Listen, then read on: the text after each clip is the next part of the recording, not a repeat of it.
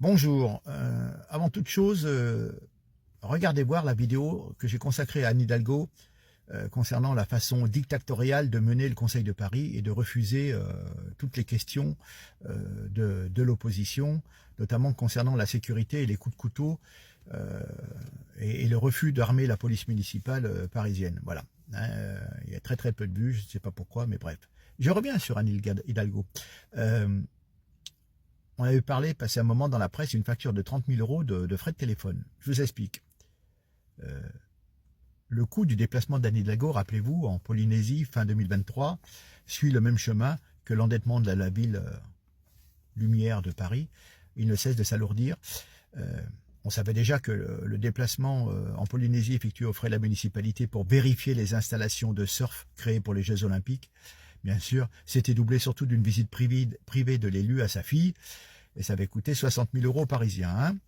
Et la maire de Paris a utilisé avec innocence son téléphone portable à l'ombre des cocotiers, sans se préoccuper des limites du forfait et des frais de ce qu'on appelle le roaming, facturé en cas d'itinérance.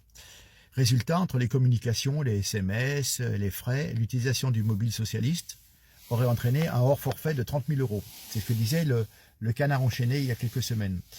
Depuis, la mairie a revu ce chiffre à la baisse en avançant une facture seulement de 11 600 €. C'est pas la première fois que la maire de Paris se fait épingler pour un usage, on va dire, immodéré de l'argent public. C'est ça le socialisme. D'ailleurs, en 2025, saisie par l'Union parisienne, une association se revendiquant apolitique, le Conseil d'État va se pencher sur les notes de frais d'Anne Hidalgo, notamment ses frais de bouche. Voilà. Hein.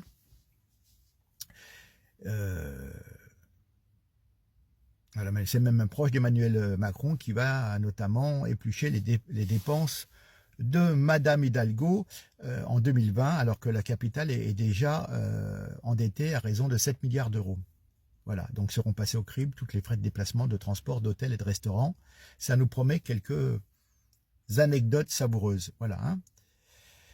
En 2016, déjà, la justice avait sommé Anne Hidalgo de révéler le détail de l'utilisation des 19 720 € d'argent public mis à sa disposition au titre de ses frais de mandat, mais voilà. À l'époque, déjà, on relevait l'achat de 3 robes Dior, 17 voyages en un an, dont un déplacement de près de 9 000 € à destination de Tokyo.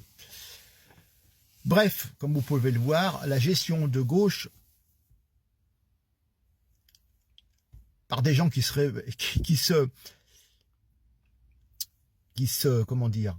parlent d'écologie. Rappelez-moi, 17 voyages en un an.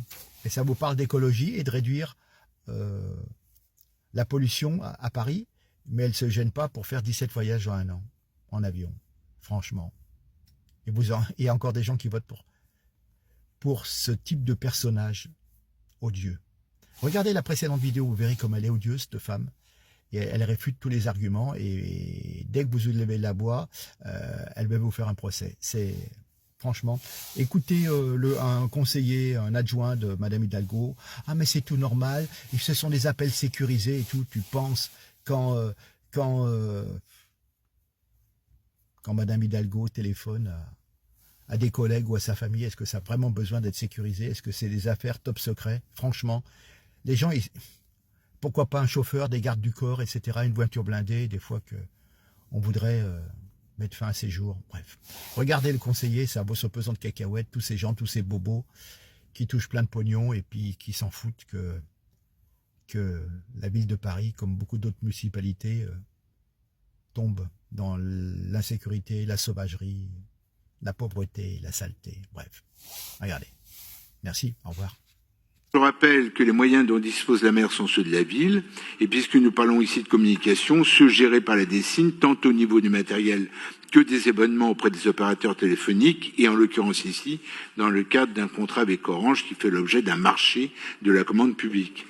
Lorsque la maire se déplace à l'étranger, elle dispose d'un téléphone sécurisé, c'est bien le moins, ainsi qu'un routeur 5G pour lui permettre de disposer d'une connexion Internet haut débit dans des conditions de sécurité supérieures à celles d'un Wi-Fi public auquel il n'est pas recommandé par la DGSI elle-même de se connecter. Je précise que ce routeur n'est pas n'est pas là pour le seul usage de la mer, mais pour l'ensemble de la délégation qui l'accompagne. Les volumes de données font l'objet de coûts effectivement élevés malgré les conditions tarifaires négociées avec Orange dès que l'on sort de la zone Europe dans laquelle sont incluses certains territoires d'outre-mer, mais pas la Nouvelle-Calédonie qui est en zone dite travel, ni Tahiti qui est classée dans la qualification reste du monde. Cette même classification se retrouve d'ailleurs chez d'autres opérateurs. Ce n'est donc pas un problème de volume de données qui est en cause, mais c'est bien cette tarification de l'opérateur dans ces zones tarifaires. Et ce n'est donc pas 30 000 € comme cela a été évoqué par la presse, mais un tarif qui est un tarif qui vaut pour tout le monde, qui est un tarif très exactement de 10 000 € pour 5 gigas.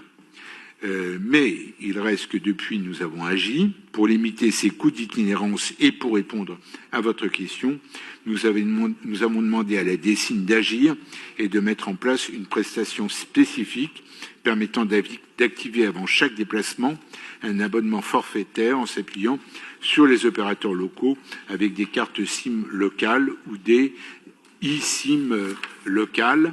Voilà ce qu'il y a à dire sur le sujet, ni plus ni moins.